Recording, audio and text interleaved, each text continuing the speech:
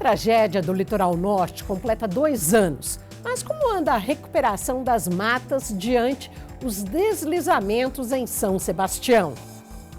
Hoje, no Alesp Cidadania, conversamos com a doutora Fernanda Carbonelli, diretora executiva do Instituto de Conservação Costeira, uma importante ONG na região. Tudo bem, doutora Fernanda? Bem, Renata, muito obrigada pelo espaço da TV Alesp. O que é essa ONG, Instituto de Conservação Costeira?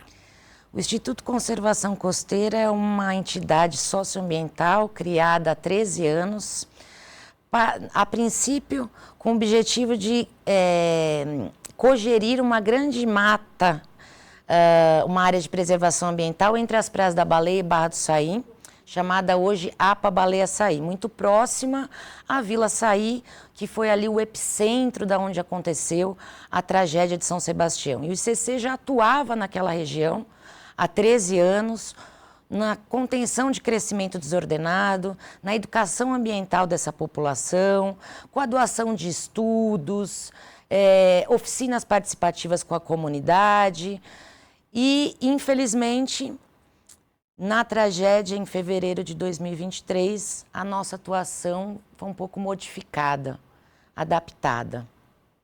Vocês tiveram, à época, foram 64 vítimas fatais? 64 vítimas e, Renata, muito triste falar, mas dessas 64 vítimas, 21 crianças, que choca bastante. Como foi a época? Chovia muito, era também um carnaval, era de sábado para domingo de carnaval, né? E a Vila Saí era um morro que era ocupado por quantas famílias? Mais de 4.000 pessoas. Na verdade, naquele carnaval em específico, uma semana antes já chovia muito, já tinha um acumulado sensível na área. Havia alguns alertas da Defesa Civil, mas como tinha tido um alerta uma semana antes e não aconteceu uma quantidade de chuva muito grande, eu sinto que as pessoas meio que desprezaram os alertas ocorridos. E a Vila Saí é um dos 102 núcleos de crescimento desordenado em São Sebastião. São Sebastião é um município muito estreito, 70% da área do município é Parque Estadual da Serra do Mar, então sobra muito pouco áreas ocupáveis, sem ser área de risco, sem ter declividade. E a Vila Saí é uma comunidade muito pacífica, já estabelecida ali desde a década de 70. Um morro na Mata Atlântica. Uma encosta. Do lado de lá da estrada. Da rodovia, exatamente. Uma ocupação que foi se tornando uma ocupação desordenada, mas que ainda assim era uma das mais controladas do município.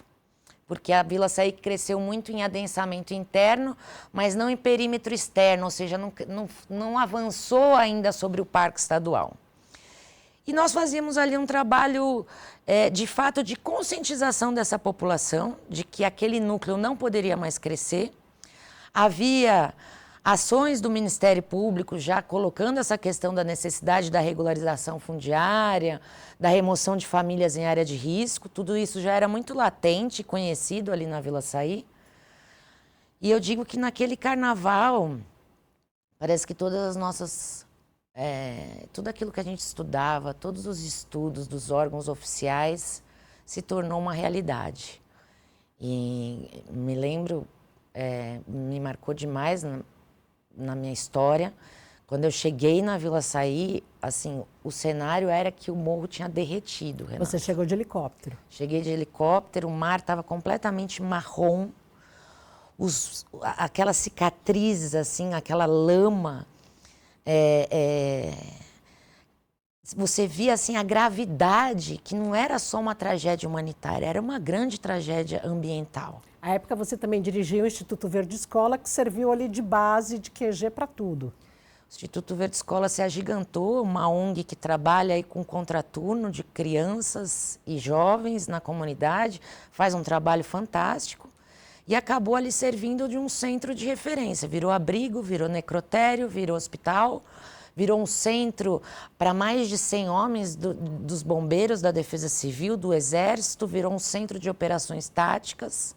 E você imagina tudo isso em salas de aula, improvisadas, sem muito a gente saber como fazer, porque eu falo que uma tragédia ninguém tem um manual pronto, né? E aquele pânico a uma situação, São Sebastião a gente não conseguia ter acesso, então assim, o acesso estava sendo feito por helicóptero, às vezes por barco, porque a maré também estava muito alta e estava a mais de 3 metros de ondulação marítima.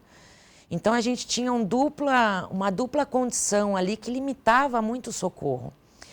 E eu falo que a grande sorte, se é que se pode chamar assim, foi que muitos veranistas estavam ali na Praia da Baleia, na Barra do Saí, muitos médicos conseguiram se deslocar rapidamente para o Verde Escola. E ali eu falo que uma grande mobilização da sociedade civil jamais vista. A gente não tinha ainda passado por a grande tragédia do Rio Grande do Sul. Uma mobilização jamais vista de suprimentos, de doações, de pessoas querendo ajudar. Logo na sequência veio uma presença muito forte do Estado. Tivemos ali a visita do governador Tarcísio. O governador tinha acabado de assumir, né? Não fazia nem 50 dias que ele tinha assumido. Tinha acabado de assumir. E assim, não tinha ainda noção dos problemas do litoral norte, os problemas que eram enfrentados pelo litoral norte. E me lembro quando ele chegou ali com a equipe, na liderança, ele chegou e falou: o que vocês precisam?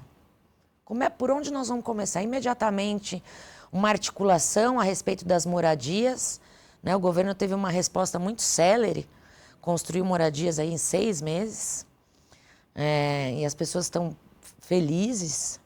Você vê muita gente assim agradecendo por esse encaminhamento rápido. E ali você vê de fato assim os poderes funcionando, né? Tivemos a visita também do presidente Lula na cidade, da ministra Marina Silva, uma integração ali de muitos deputados também procurando para ajudar. De fato, uma integração e uma união, que eu falo que muitas vezes a gente só vê nesses momentos de tragédia, né, Renata?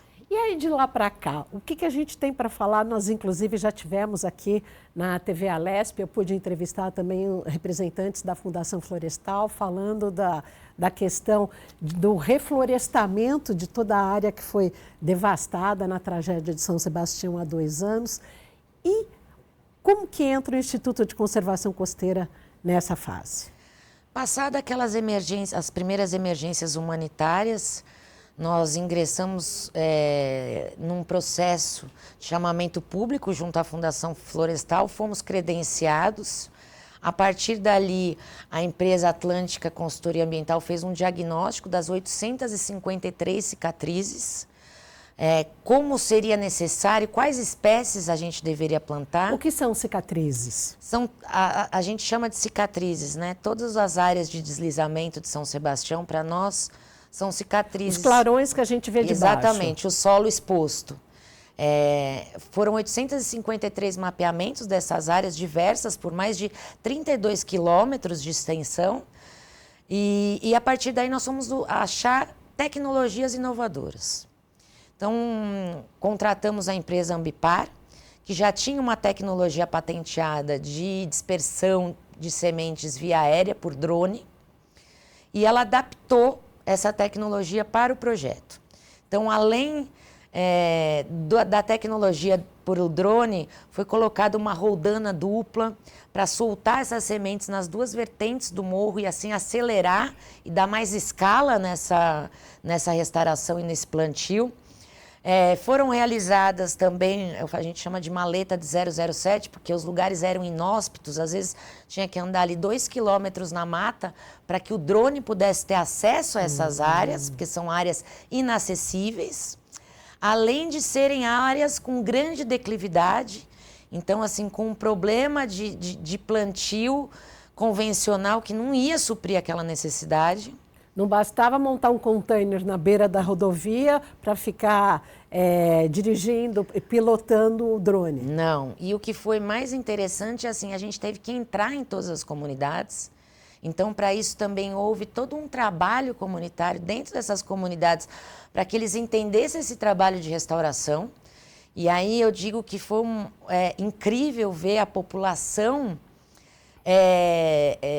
caminhando junto com a gente, eles fotografaram as mudinhas. Olha, está nascendo, olha, aqui não está crescendo. Um envolvimento comunitário, um envolvimento escolar. Porque a gente falou assim, Renata, não dá só para a gente pensar no plantio, né? Levamos aí uma tecnologia inovadora. A cada viagem, esse drone leva 6 quilos de semente. São 20 espécies da Mata Atlântica que foram selecionadas para o projeto. Dentre essas 20 espécies, 3 têm sido a sensação, a coqueluche, que é o guapuruvu, que é uma espécie tradicional caiçara do litoral. A embaúba e a crindiúva são as 3 espécies que estão mais regenerando. E a gente percebeu também que a gente precisava curar as cicatrizes das pessoas que passaram por isso, da comunidade, das escolas. Você sabe, Renata, que no Brasil, quando acontece uma tragédia, as escolas elas são usadas como abrigo.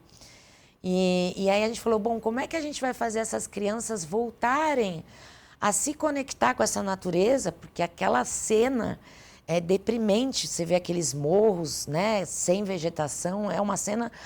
Até para a questão psicológica, isso pesava muito, Arrancada sabe? da alma, né? É isso. E aí a gente fez um trabalho chamado Escolas Seguras, uma parceria usando a metodologia do Semadem Educação, e levamos para dentro das escolas públicas como se prevenir para o risco. A gente não vai conseguir tirar todo mundo da área de risco. Então, como se prevenir? Se a gente vê no Japão, no Chile, as crianças são treinadas, né, para qualquer sirene, qualquer movimentação, eles sabem exatamente o que fazer. E o ICC quis entrar nesse patamar social de formar essas comunidades, de formar comunidades resilientes e a comunidade escolar. E a gente vê alunos de 4º ano com desenhos maravilhosos. Então você vê o morro assim todo pelado e depois você vê as arvorezinhas, o dronezinho trazendo as sementes. E aí você percebe que foi uma restauração não só da natureza, mas também uma restauração da esperança, né? Da esperança dessas crianças, desses jovens, de ter um litoral mais sustentável, mais organizado, com esse cuidado na preservação. E foi aí que o Instituto ficou um ano, fazendo essa semeadura com a empresa Ambipar, com a empresa Atlântica Consultoria, com uma equipe de técnicos envolvidos nessa solução, junto com a Fundação Florestal. Eu digo que foi uma união, uma parceria entre a sociedade civil, a iniciativa privada e o governo estadual e municipal. Eu acho que a gente conseguiu mostrar que quando a gente se une em volta de um propósito, é possível fazer. O projeto ele foi financiado pela concessionária Tamoios, também pela ONG Gerando Falcões, além de doadores particulares do nosso instituto. Está se tornando uma referência no Brasil em termos de compensação ambiental.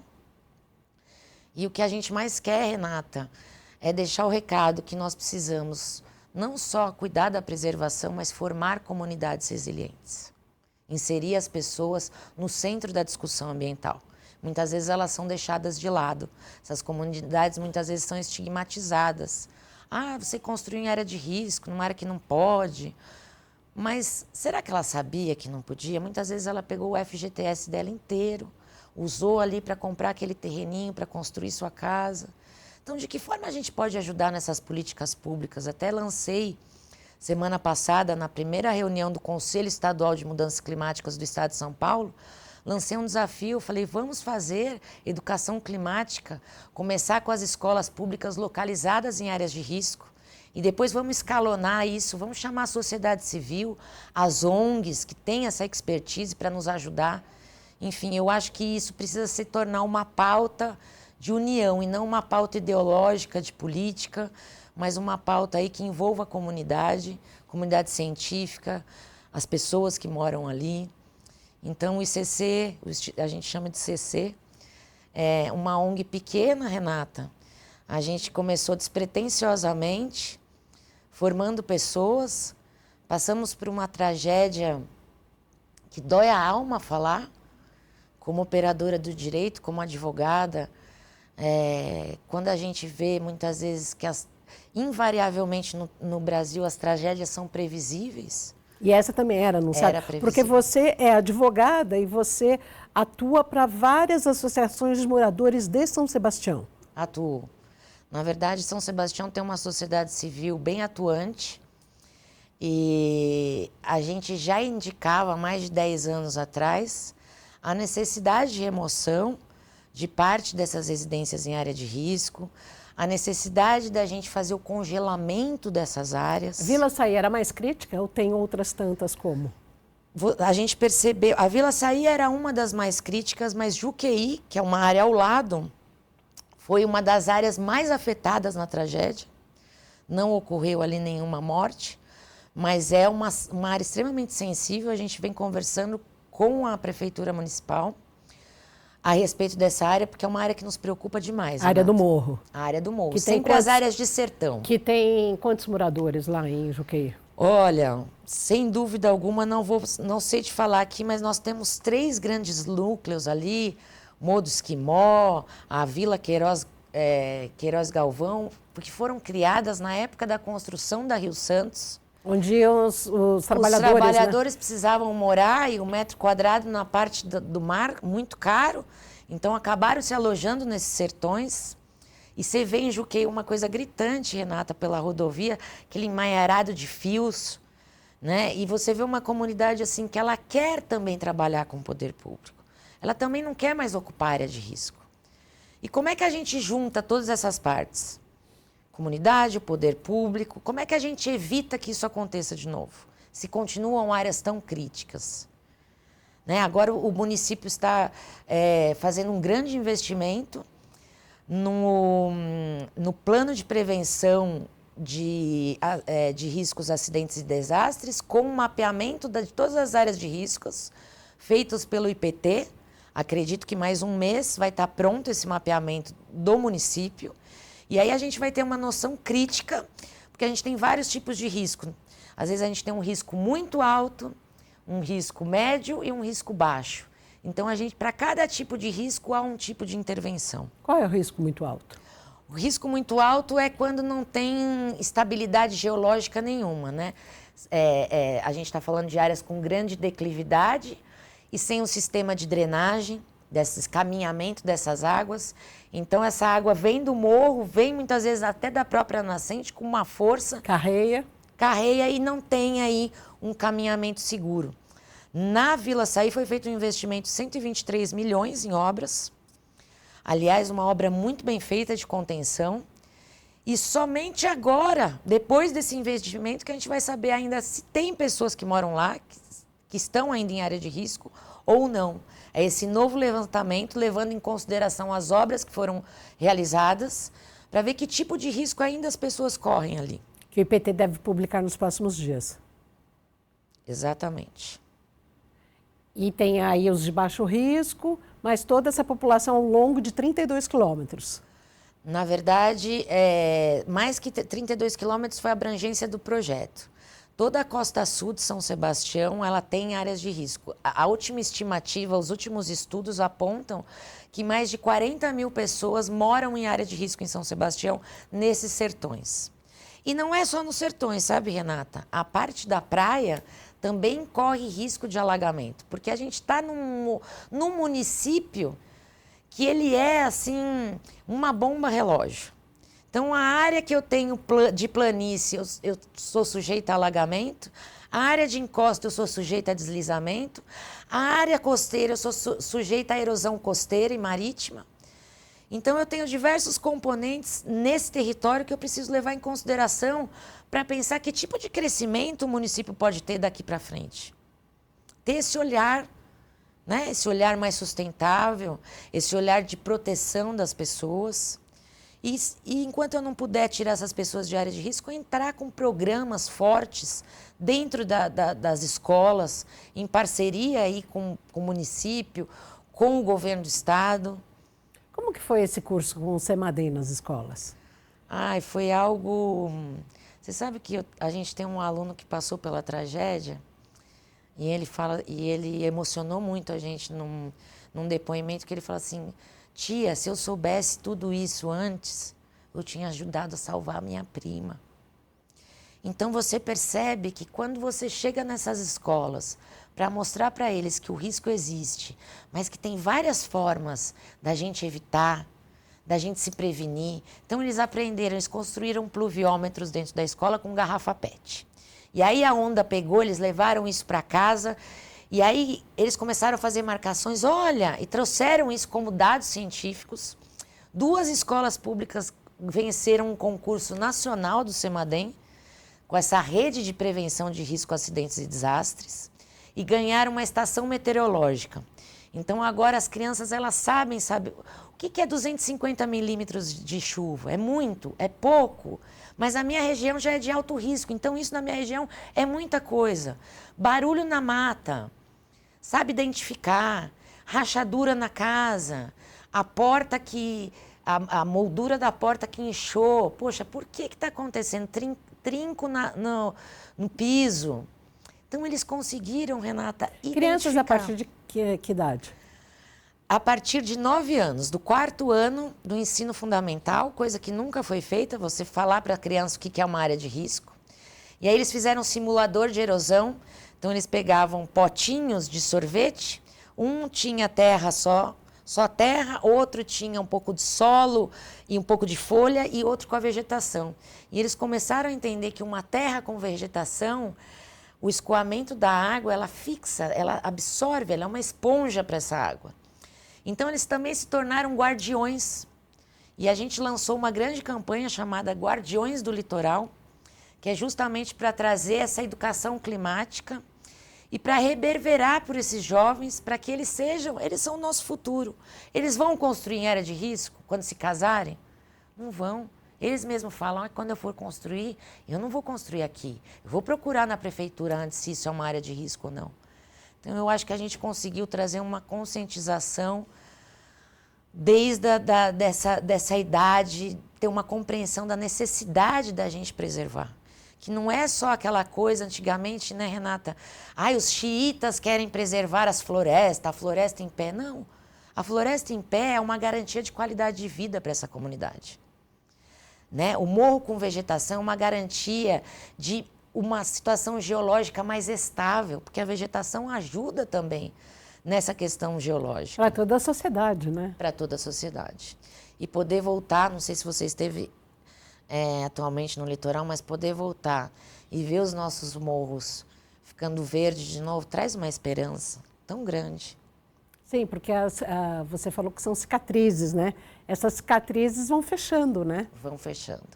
E vão curando também a nós que passamos por tudo isso, as famílias, as escolas. E uma outra coisa muito bacana que a gente tem feito, capacitando professores da escola pública, para que eles lidem com isso.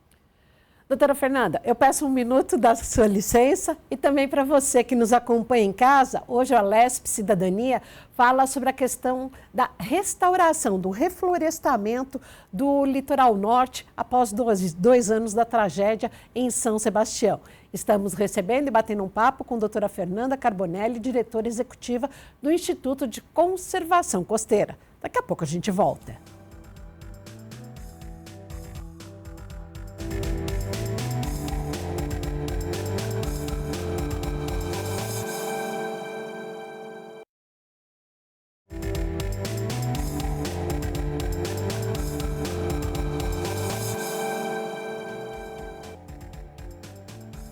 Retomamos o Alesp Cidadania, hoje com a doutora Fernanda Carbonelli, que é do Instituto de Conservação Costeira. Estamos falando sobre o reflorestamento do litoral norte de São Sebastião, 2 anos após a tragédia do Carnaval, em função dos temporais que tivemos, que carregaram morro abaixo e acabaram culminando com a morte de 64 pessoas. Como é que é feito esse reflorestamento? Então, a primeira coisa foi um diagnóstico, para entender a declividade dessas encostas, escolher as espécies certas. Então, a gente fez uma espécie de adubação verde. Falo que a gente imitou muito a natureza. Então, primeiro a gente colocou leguminosas, que são espécies que pegam muito rápido e elas criam sombra. Na sequência, a gente fez uma sucessão ecológica com 20 espécies da Mata Atlântica, sendo a crindiúva, a embaúba e o guapuruvu, vamos dizer assim, as que mais tiveram uma germinação acentuada. Tivemos dificuldade enorme de chegar nessas áreas, Renata. Então, além de plantar em varal, a gente tinha uma dificuldade de locomoção. Então, teve áreas que a gente teve que ir de barco, que eram longe do continente, levar todo esse equipamento de barco. Teve áreas que a gente teve que ir de triciclo, subir o morro acima, para o drone chegar o mais perto possível daquele escorregamento e conseguir fazer a semeadura. Verdadeiro rally. Foi. Com emoção. Foi com emoção. Chegamos a perder 2 equipamentos, a Ambipar perdeu aí 2 drones e são equipamentos caros. Aí a gente começou a entender que algumas áreas a gente tinha que pôr a capacidade mínima do drone, menos sementes. Mais leve. Mais leve. E aí a gente foi fazendo vários testes. E o principal, quando ficava muito sol e tinha estiagem, a gente não queria plantar. Porque o solo está muito seco, a gente falava, vai esturricar, então a gente teve que trabalhar muito com São Pedro. Foi uma parceria com essa questão, eu falo assim, trabalhar de fato com as mudanças climáticas. Então, assim, acabava de ter uma garoa, era nessa hora que a gente ia plantar. Muitas vezes não era o teto ideal, plantava pela metade uma área, depois seguia para outra. Mas a gente teve que ir muito trabalhando com essa questão da meteorologia. Então, se chovesse demais, levava todas as sementes embora. Se chovesse de menos, não criava as condições para ela germinar. Se tivesse névoa, a gente não conseguia ter visibilidade para voar com o drone. Então, eu falo que assim, foi um mix de aventuras e também de desafios, né? Não só os desafios técnicos de saber, poxa, essa espécie está indo melhor, então vamos colocar uma maior quantidade dessa espécie, porque isso está indo melhor do que as demais. E aí fomos trabalhando nesse contexto e tratando assim cada área como única, né? Cada cicatriz tem um número, ela tinha uma quantidade de sementes que vai para essa área. E agora a gente entra na parte do monitoramento, que é tão importante quanto saber o que está dando certo. A gente tem uma métrica que é 60% de área verde nesse segundo ano. Então, que é tirar o solo exposto, que é até a cobertura vegetal dessas áreas expostas. Essa métrica tem tudo para ser cumprida pelo nosso desenrolar do projeto, mas ainda cabe um monitoramento muito intenso. São 3 anos ainda que nós vamos monitorar essa área. E eu tive áreas que não teve um crescimento significativo, que eu vou ter que achar novas tecnologias, então biomantas, então é um trabalho, é um quebra-cabeça. O que é biomanta? Biomanta é uma manta que você coloca, muitas vezes feita de fibra de coco, você joga em cima dessa cicatriz, já com as sementes para ela crescer e ter uma germinação, ela cria uma espécie de proteção nesse solo degradado. As sementes lançadas por drones são simplesmente abrir o compartimento e vai soltando as sementes? É a semente crua? Como Não, que é? a semente ela tem todo um tratamento especial. Então, assim, a dormência dela, ela é passada por um carbono líquido que dá uma maior aderência para ela. Além das sementes, a gente usa também as biocápsulas, que é uma tecnologia da Ambipar, cápsulas de medicação que eram descartadas em aterro sanitário. Elas cabem sementes pequenas. Então, por exemplo, a embaúba, que é uma sementinha pequena, ela vai dentro dessa cápsula que tem um ecossolo extremamente nutritivo. E essa cápsula passa por um banho de colágeno. Quando ela é dispersada pelo drone, ela gruda na terra, criando uma melhor aderência. Então, tem todo um trabalho antes das sementes. Aí as sementes são lançadas com inteligência artificial. Então, vai o mapa da cicatriz, o drone ele vai para essa cicatriz e ele vai jogando em ambas as faces do morro. Por uma roldana, que é uma roldana que vai... As sementes elas vão entrando nessa roldana e elas vão sendo liberadas, dando também uma maior velocidade para que quando elas caiam no solo, com essa velocidade elas também criam uma maior aderência. E esse sistema é ensinado, é passado às crianças nas escolas? As crianças participaram toda dessa tecnologia. foram ver o drone, vão acompanhando essa semeadura. A gente agora vai lançar até um desafio para elas colocarem um nome nesse drone, porque ele esteve aí com a gente nos 14 meses dessa semeadura. E as crianças foram participando desse projeto mês a mês.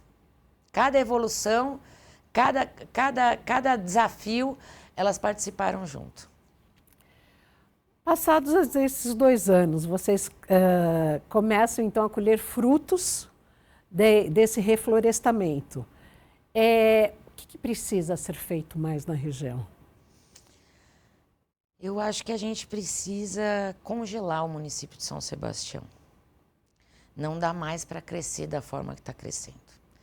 Então, eu acho que a primeira coisa é cuidar desses núcleos que estão colapsados e que a gente vai ter esse mapeamento do IPT. Criar áreas de preservação. Então, você vê, ao lado da tragédia, ao lado da área da Vila Saí, tinha 4 milhões de metros quadrados de Mata Atlântica que serviram de esponja e não caiu uma só árvore. Então, criar áreas verdes, a gente quer criar um grande cinturão verde entre o Parque Estadual da Serra do Mar e essas ocupações, para que as pessoas não ocupem essas áreas que já são áreas sensíveis. Monitorar essas áreas que foram restauradas. Continuar trabalhando a consciência da comunidade desse não crescimento. A gente conseguiu algo inédito, que é a comunidade denunciar. Olha, fulano está construindo, não pode. Então, criar esse mecanismo social de fiscalização comunitária e ter mais políticas públicas habitacionais. Então, a gente tem aí um passivo de 30 anos, onde 40 mil pessoas moram em área de risco. O que a gente vai fazer com esse passivo? Qual é a política habitacional que a gente vai trabalhar? Eu acho que é isso. Essa união entre sociedade civil, iniciativa privada, governo estadual, governo municipal.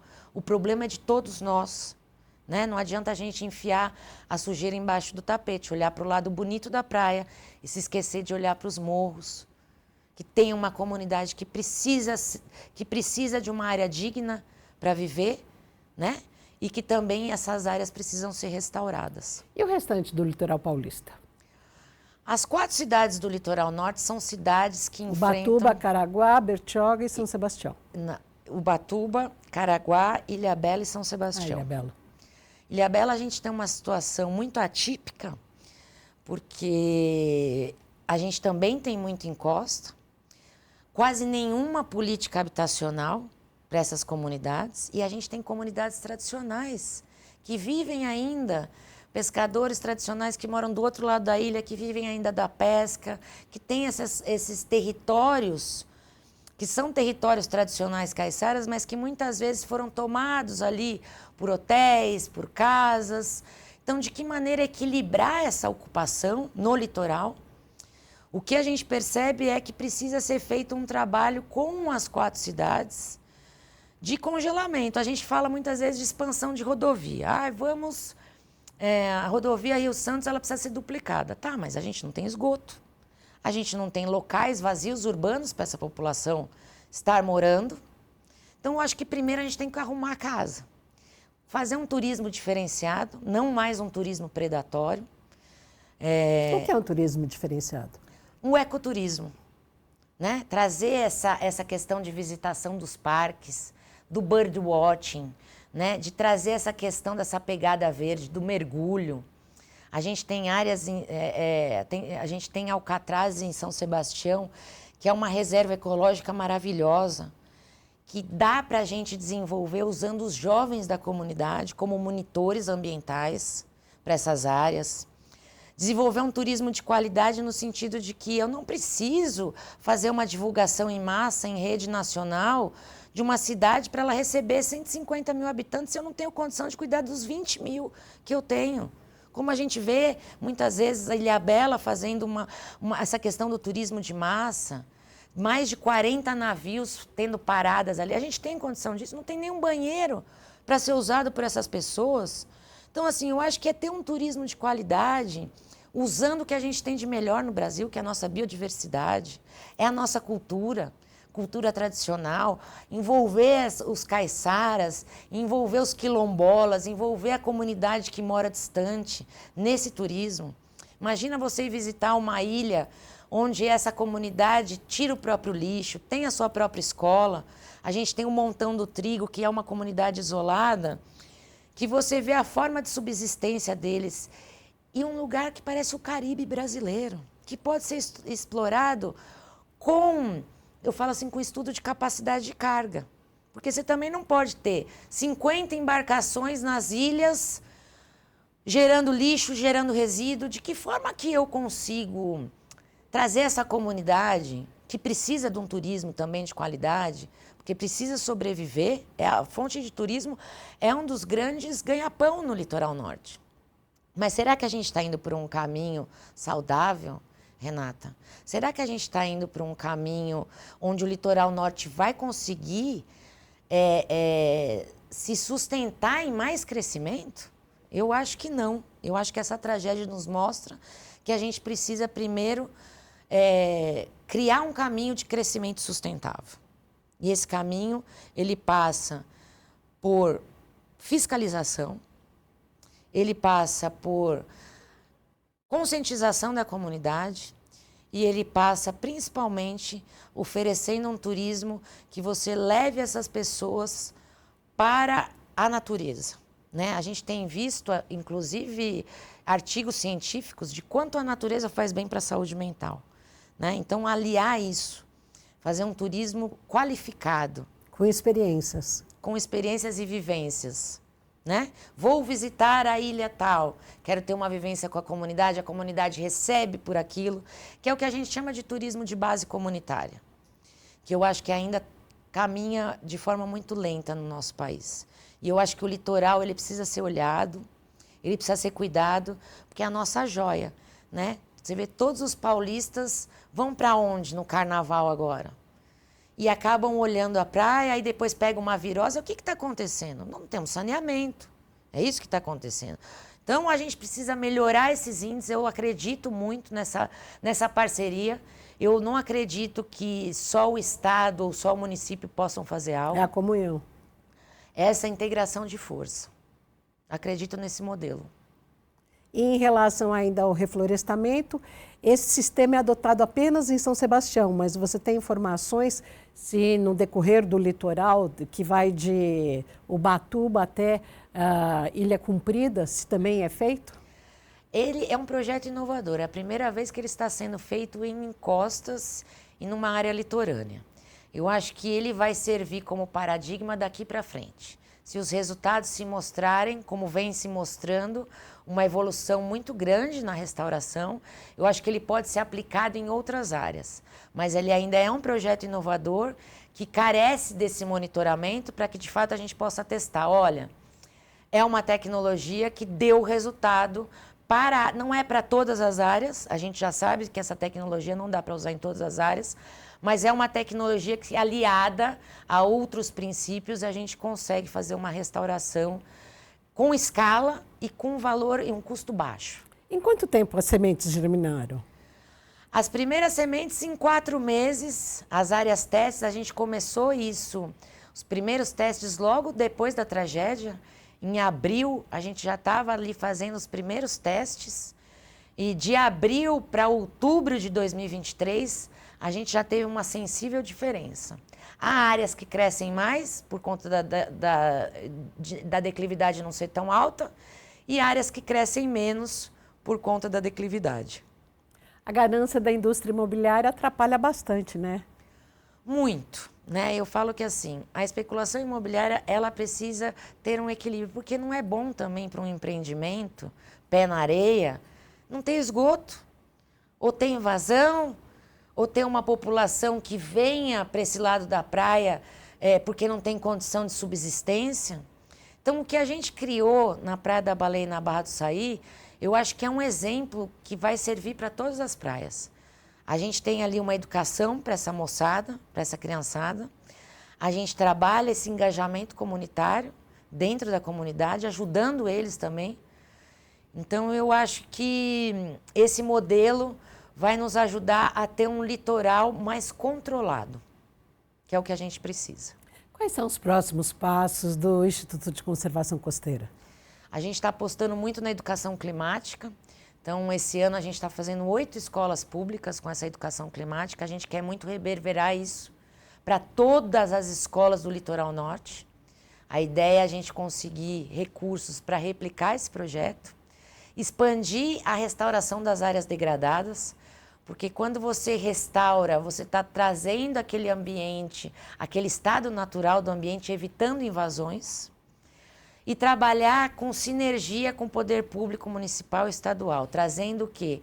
O que a sociedade civil tem de melhor, que é a celeridade da iniciativa privada. Então, muitas vezes, aquilo que a prefeitura e o governo têm dificuldade em fazer, como foi esse projeto, envolvendo alta tecnologia, precisava ser uma coisa rápida, a iniciativa privada tem condição de dar essa aceleração. Então, o Instituto Conservação Costeira quer expandir a educação climática para as 4 cidades do Litoral Norte, expandir esse modelo de conscientização ambiental, congelar áreas de risco, e criar uma grande proteção, o que a gente chama de Costa Verde, protegendo essa população para que ela não vá ainda mais para lugares com área de risco muito alta. Então, é estancar esse crescimento de uma forma que a gente consiga ajudar essa população a se regularizar, porque eles sonham em ter uma casa regular, e isso é possível se a gente tiver sinergia desse tripé governo estadual, governo municipal e iniciativa privada trabalhando junto. Você disse que essa questão do deslocamento, também da instalação de novas escolas, como é que funciona essa questão da mudança de hábitos e de cultura de toda uma população? Você sabe que a gente se surpreendeu porque eu achei que a educação ela fosse muito mais longa. Foi 1 ano de projeto dentro das escolas. Você vê 1.500 jovens que moram nessas comunidades, nesses sertões, cobrando os políticos da formação de políticas públicas. Então, você vê que a conscientização... A cidadania, a conscientização, ela é o alicerce para o nosso futuro. Então, assim, esses jovens, eles não vão construir em área de risco. Esses jovens, eles vão ensinar essa população, eles chegam em casa e eles ensinam, mãe, não compra o terreno do fulano, porque aquele terreno não pode construir. O lixo, o descarte do lixo. Como é que a gente vai trabalhar o dia a dia dessas cidades? Esse descarte de lixo, por exemplo, São Sebastião, você imagina, para essa população chegar no centro, eles demoram 2 horas de ônibus. Então, assim, de que forma a gente traz o conhecimento, a democratização do conhecimento dentro dessas comunidades? Para eles, às vezes, é muito difícil essa distância, essa falta de infraestrutura, então, ficar no ponto de ônibus, para ir ter uma informação no centro da cidade, não, a gente quer ser uma ponte para trazer essa informação, democratizar esse conhecimento para essa comunidade. Em relação a essa questão dos jovens e dos adolescentes, você quer amealhar mais jovens, mais adolescentes para todo esse exército? Quero. Eu acho que a gente tem condição de criar uma nova geração impactada com uma tragédia. Você vê no desenho das crianças, Renata, os nossos aluninhos colocando a água dentro da sala e eles não tendo mais nada dentro de casa. Eles passaram por isso. Então, eles têm condição agora de mostrar como prevenir para esse risco, como fazer diferente. E o que a gente tem visto dentro da escola pública é que eles são esponjas. Você passa esse conteúdo e, de repente, esse conteúdo é viralizado. E você percebe esses jovens engajados. Então, eles dão bronca. Professor, nós precisamos fazer alguma coisa aqui na escola por tal lixo. Agora eu quero que eles saiam na comunidade. A nossa ideia dentro do CC agora é que esses jovens, eles sejam embaixadores da comunidade. Então, eles vão no comércio falar, olha, o senhor tem que descartar o seu lixo só de terça e quinta, que é quando passa o reciclado. Então, é esse jovem sendo um formador de opinião. Por quê? As pessoas ficam constrangidas quando vai um jovem, não joga seu lixo aqui, quando vai uma criança falar. Então, eu acredito que essa plataforma de informação, que é usar a juventude, esses adolescentes e essas crianças, ela pode ser um grande aliado nesse nosso momento de reconstrução. E teve gente que se despontou em redes sociais fazendo esse tipo de alerta? Muito. Eu tenho jovens assim que eu falo que tem uma que está sendo contratada, que é a nossa estagiária, tem um outro que já está sendo auxiliar do professor. E você vê assim a mobilização deles de chamando os amigos. Viu? Você tem que curtir a página do ICC. Aliás, Renata, peço aos seus ouvintes, Instituto Conservação Costeira precisa da sua ajuda. Seja um guardião com a gente do Litoral Norte, acompanha, curta as nossas redes, o nosso site. A gente tem feito uma campanha para expandir a educação climática. Então, por R$30, qualquer um pode doar uma árvore para o ICC e ajudar nessa grande restauração. Eu acredito que a sociedade, que a gente unida, a gente pode fazer muita coisa. Qual que é o site do ICC? É icc.eco.br. E o Instagram é Instituto Conservação Costeira, tudo junto. E nós temos aí todo um futuro pela frente, tivemos a tragédia, mas se tornou um case, vocês estão tirando lição e levando isso para todo um país.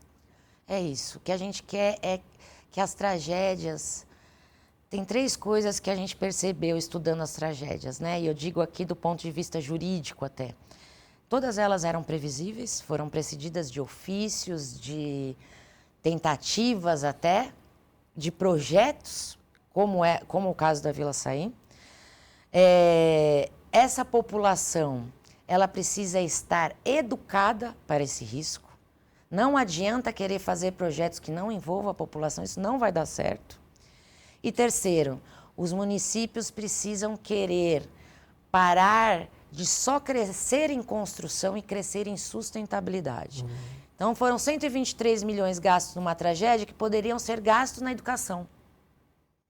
Então, eu acho que essa mudança de pensamento do político, trabalhar mais com a natureza, fazer um turismo sustentável, envolver essa comunidade, envolver essa população e segurar os alvarás nas áreas que são impróprias. Você é tão engajada, já pensou em ser política?